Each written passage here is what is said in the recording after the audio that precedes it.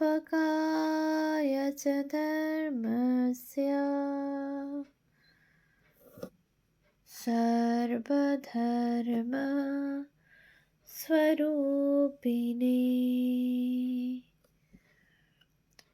अवतार वरिष्ठाय रामकृष्णाय ते नमः।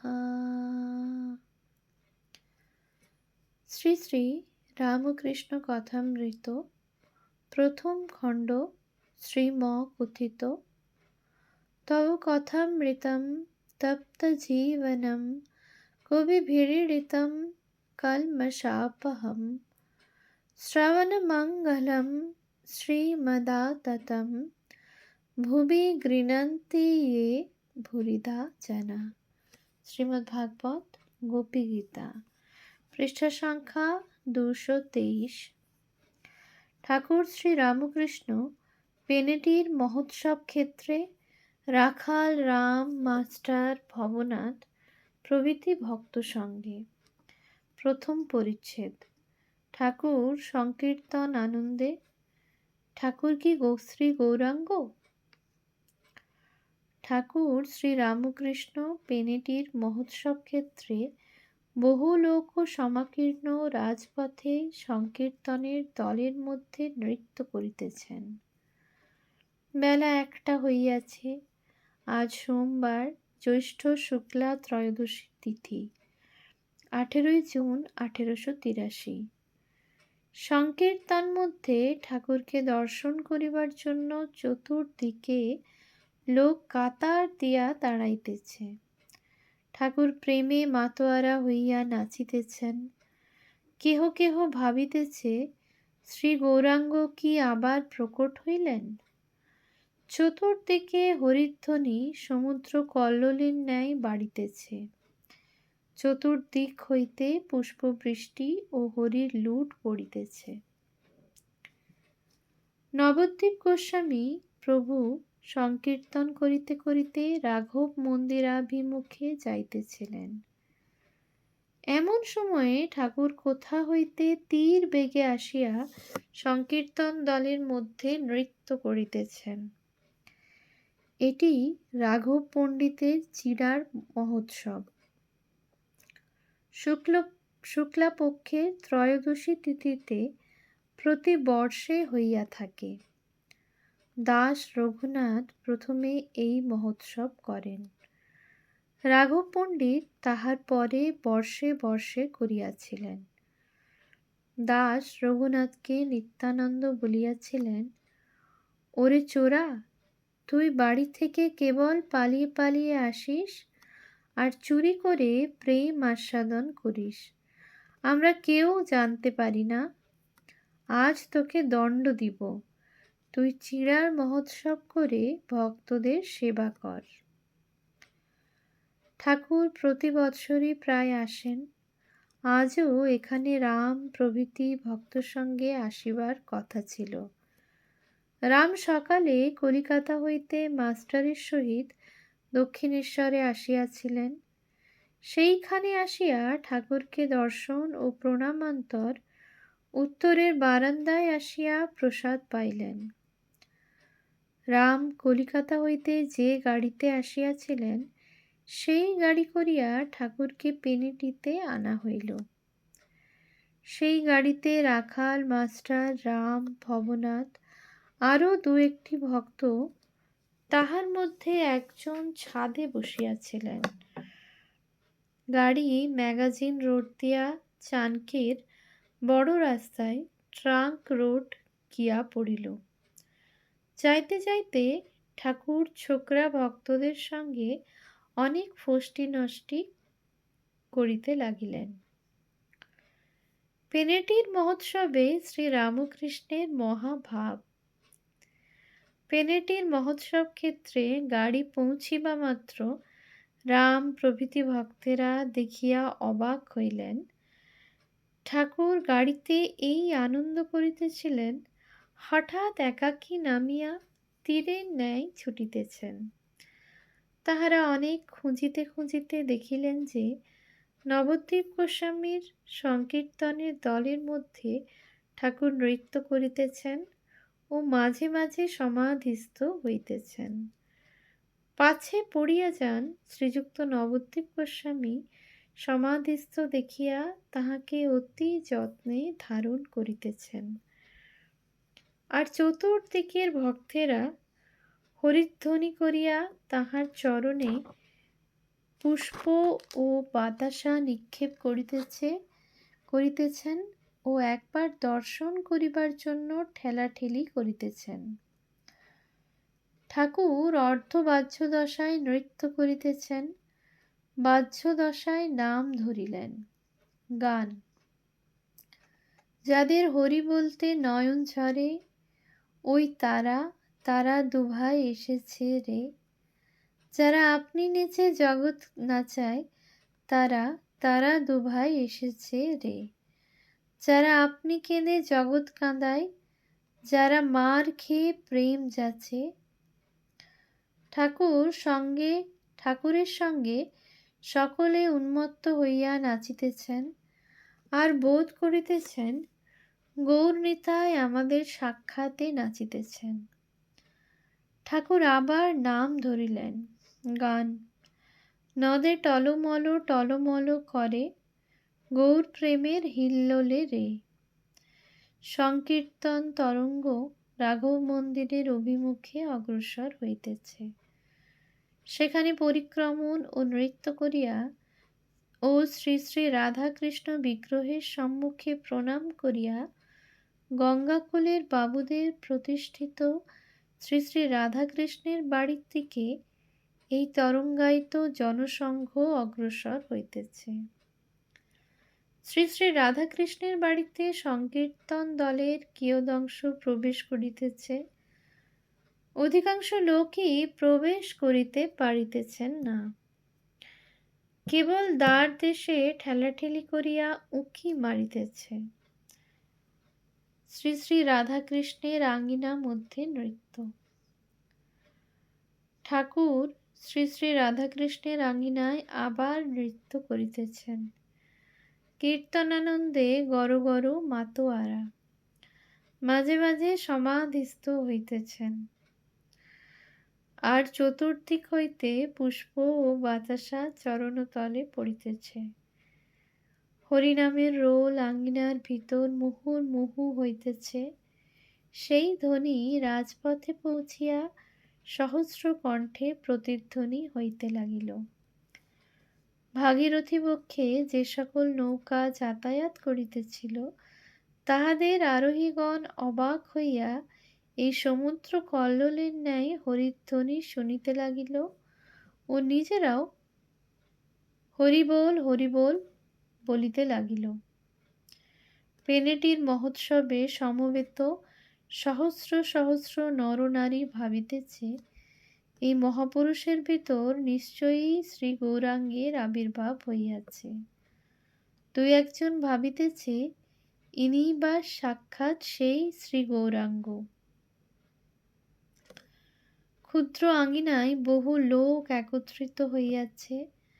ভক্তেরা অতি সন্তর্পণে ঠাকুর শ্রী রামকৃষ্ণকে বাহিরে আনিলেন। শ্রী মণি সেনের বৈঠকখানায় শ্রী রামকৃষ্ণ। ঠাকুর ভক্ত সঙ্গে শ্রীযুক্ত মণি সেনের বৈঠকখানায় আসিয়া উপবেশন করিলেন। এই সেন পরিবারদেরই পেনেটিতে শ্রী শ্রী রাধাকৃষ্ণের সেবা। তাহারাই এখন বর্ষে বর্ষে মহোৎসবের আয়োজন করিয়া থাকেন ও ঠাকুরকে নিমন্ত্রণ করেন। ঠাকুর একটু বিশ্রাম করিলে পর মণি সেন ও তাহাদের গুরুদেব নবদ্বীপ গোস্বামী ঠাকুরকে কক্ষান্তরে লইয়া গিয়া প্রসাদ আনিয়া সেবা করাইলেন। কিয়ৎক্ষণ পরে রাম, রাখাল, মাস্টার, ভবনাথ প্রভৃতি ভক্তদেরও আর এক ঘরে বসানো হইল। ঠাকুর ভক্তবৎসল নিজে দাঁড়াইয়া আনন্দ করিতে করিতে তাহাদিগকে খাওয়াইতেছেন।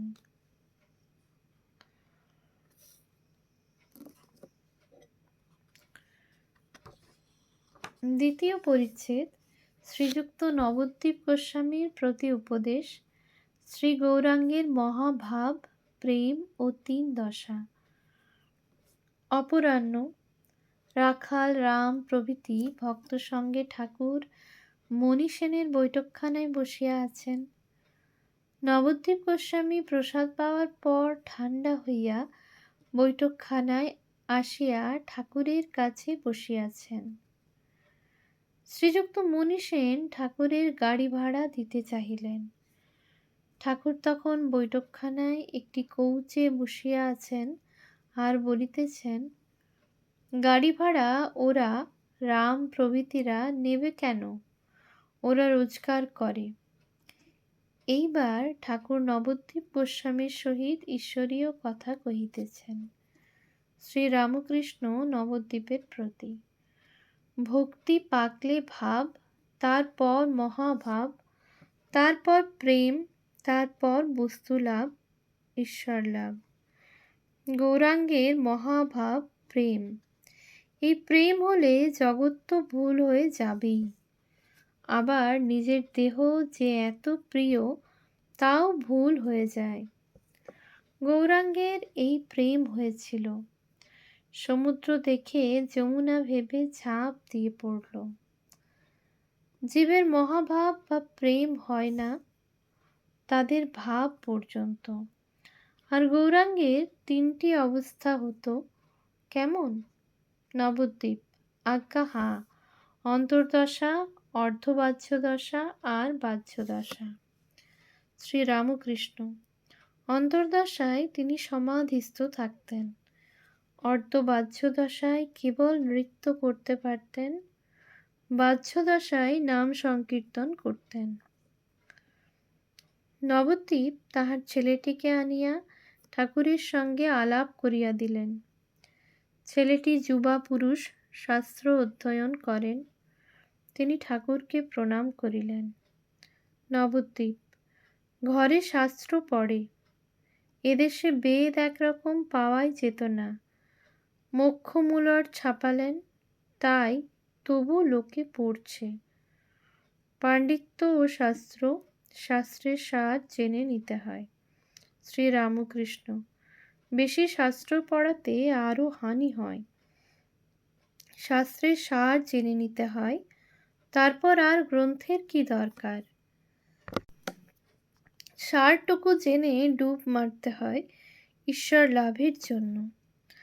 আমায় মা জানিয়ে দিয়েছেন বেদান্তের সার, ব্রহ্ম সত্য, জগৎ মিথ্যা। গীতার সার, 10 বার গীতা বললে যা হয়, অর্থাৎ ত্যাগী ত্যাগী। নবদ্বীপ। ত্যাগী ঠিক হয় না, তাগী হয়। তা হলেও সেই মানে। তগ ধাতু ঘয় সমান তাগ, তার উত্তর ইং প্রত্যয়, তাগী। ত্যাগী মানেও যা, তাগী মানেও তাই। শ্রীরামকৃষ্ণ।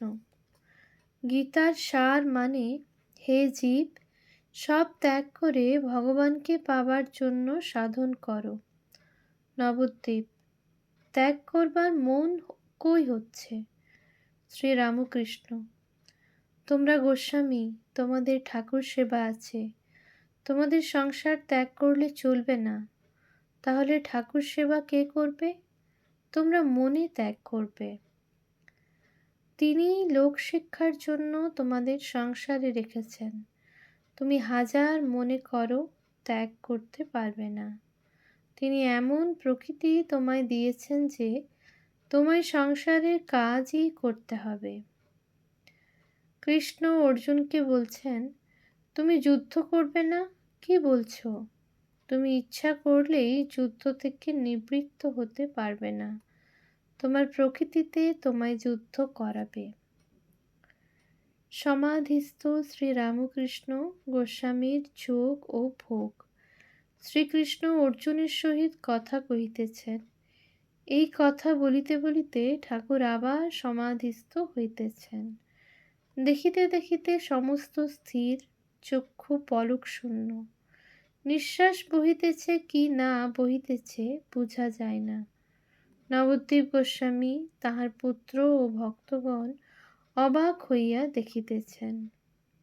কিঞ্চিৎ প্রকৃতিস্থ হইয়া ঠাকুর নবদ্বীপকে বলিতেছেন, যোগ ভোগ, তোমরা গোস্বামী বংশ, তোমাদের দুই আছে। এখন কেবল তাকে প্রার্থনা করো, আন্তরিক প্রার্থনা, হে ঈশ্বর, তোমার এই ভুবনমোহিনী মায়ার ঐশ্বর্য আমি চাই না, আমি তোমায় চাই। তিনি তো সর্বভূতেই আছেন। তবে ভক্ত কাকে বলে? যে তাঁতে থাকে, যার মন প্রাণ অন্তরাত্মা সব তাঁতে গত হয়েছে। ঠাকুর এইবার সহজ অবস্থা প্রাপ্ত হইয়াছেন। নবদ্বীপকে বলিতেছেন, আমার এই যে অবস্থাটা হয় সমাধি অবস্থা, কেউ কেউ বলে রোগ, আমি বলি যার চৈতন্যে জগৎ চৈতন্য হয়ে রয়েছে তার চিন্তা করে কেউ কি অচৈতন্য হয়?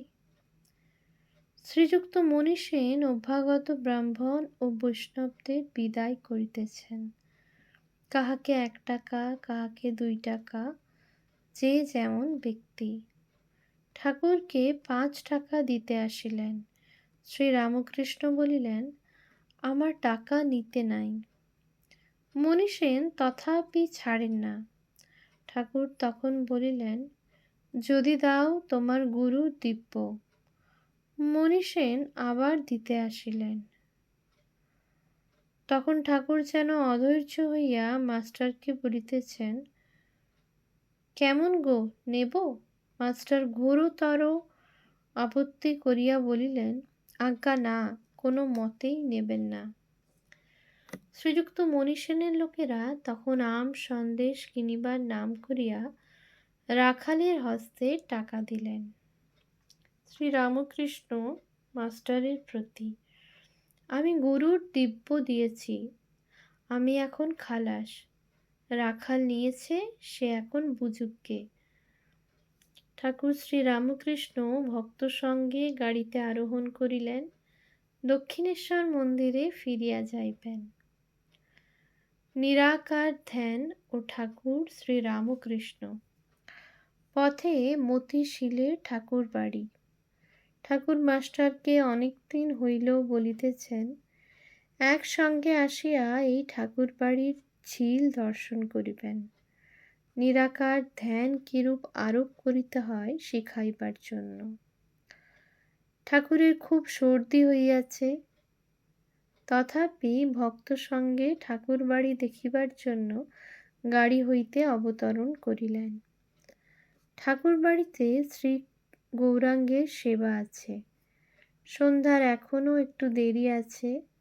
ঠাকুর ভক্ত সঙ্গে শ্রী গৌরাঙ্গ বিগ্রহের সম্মুখে ভূমিষ্ঠ হইয়া প্রণাম করিলেন। এইবার ঠাকুর বাড়ির পূর্বাংশে যে ঝিল আছে তাহার ঘাটে আসিয়া ঝিল ও মৎস্য দর্শন করিতেছেন। কেহ মাছগুলির হিংসা করে না।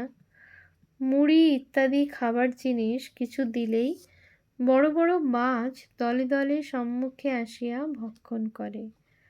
তারপর নির্ভয়ে আনন্দে লীলা করিতে করিতে জলমধ্যে বিচরণ করে। ঠাকুর মাস্টারকে বলিতেছেন, এই দেখো কেমন মাছগুলি, এইরূপ চিদানন্দ সাগরে এই মাছের ন্যায় আনন্দে বিচরণ করা। ওম শান্তি শান্তি শান্তি। হরি ওম তৎসৎ। শ্রীরামকৃষ্ণার্পণমস্তু।